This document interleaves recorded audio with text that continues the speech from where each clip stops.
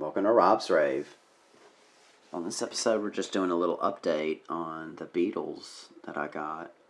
In the past, I've done some Beetles. I've done some Beetles.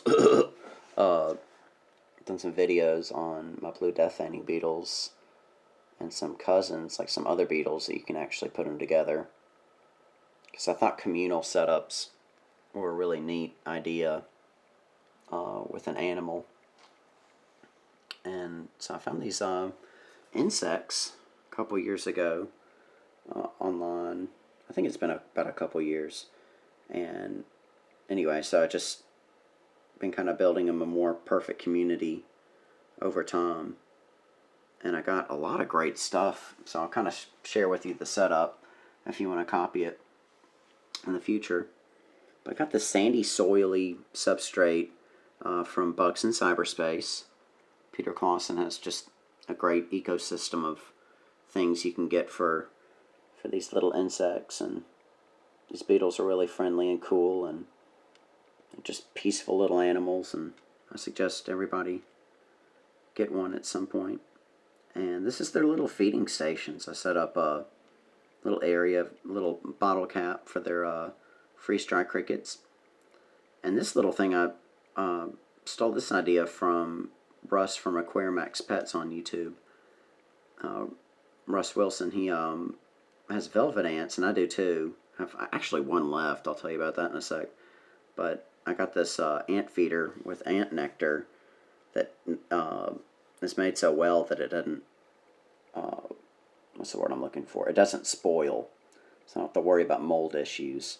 And that's what's great about this food setup, is that it's really easy, and you don't have to worry. Everybody's happy, and you don't have to worry about fruit flies and attracting mold and things like that. So this ant nectar is really neat, and I'll try to share a link maybe in the description.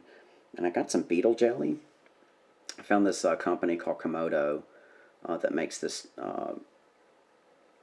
insect jelly, or really just jelly for all sorts of animals, lizards, and reptiles and stuff like that, but also a great jelly for insects, and the beetles love it.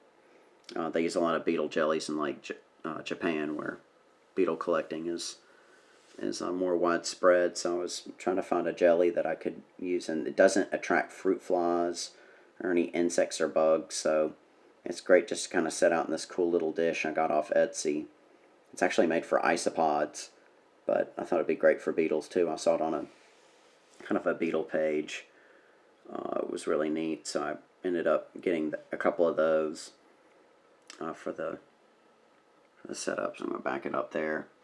And I got this cool cholla wood that they can use as kind of a house. It's kind of like the beetle house that they can use to kind of live in there if they want to get away, because I'll have a heat lamp on top. I don't have the top on right now, but I just want to have that for access so you can kind of see overhead. Yeah, it's really neat. Like, we got the Eleotes right there, and they're just kind of hanging out. I moved things around for a minute, and they were really active and about. I was kind of checking on the velvet ant to see if it was doing okay. I ended up actually catching on my birthday last month, so it's really cool. Sadly, it's my only one left. A lot of them have been passing away. I don't know if it's just because they're older velvet ants, but I've been giving them the best environment that they can come out and thrive in. So it wasn't something that they just died the next day because they weren't getting taken care of. They had plenty of food with the feeder and the beetle jelly, and the room was nice and dry, and so they were able to kind of hide out and do their thing, and they were really fun to watch. Let's see if I can upload some B-roll of everybody at once on a previous, because I'm rolling this on a camcorder, but I had some iPhone footage that I could share with the whole beetle setup. But yeah, this wood right here is actually, it looks like kind of a stone or a rock, but it's actually petrified wood from Arizona.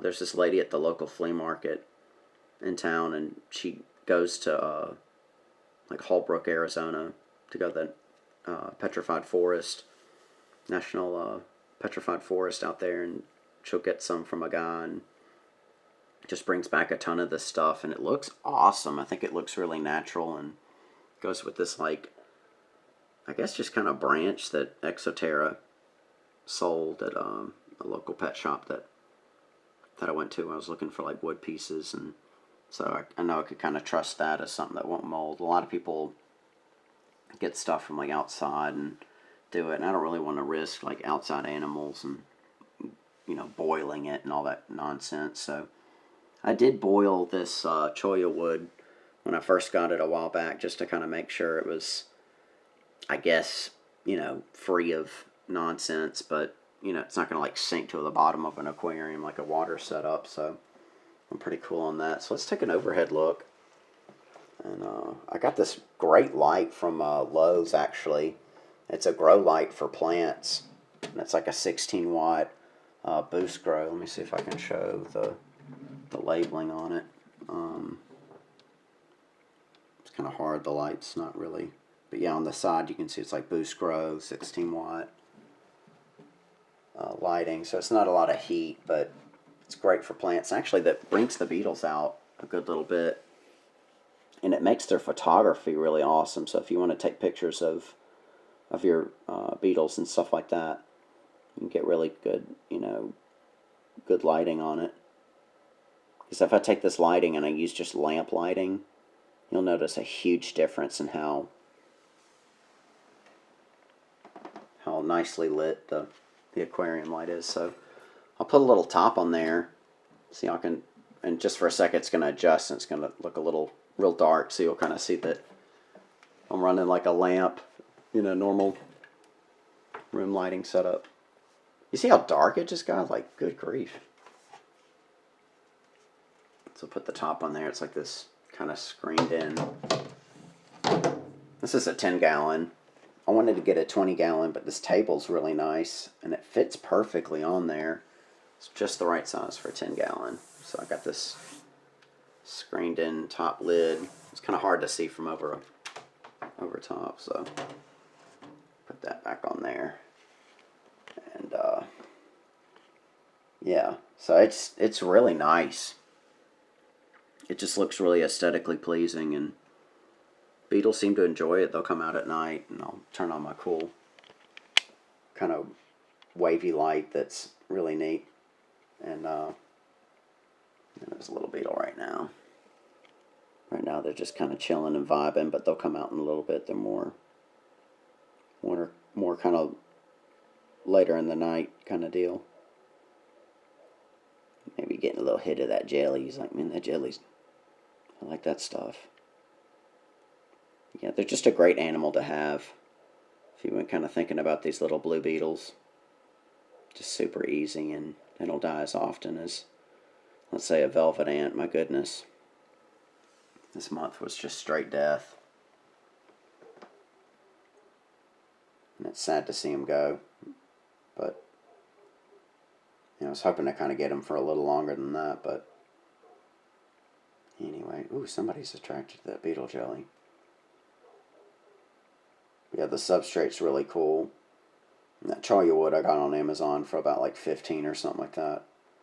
Which, whatever. I mean, a lot of this stuff they'll charge extortion prices, but it's worth it because you're not really needing too much in here.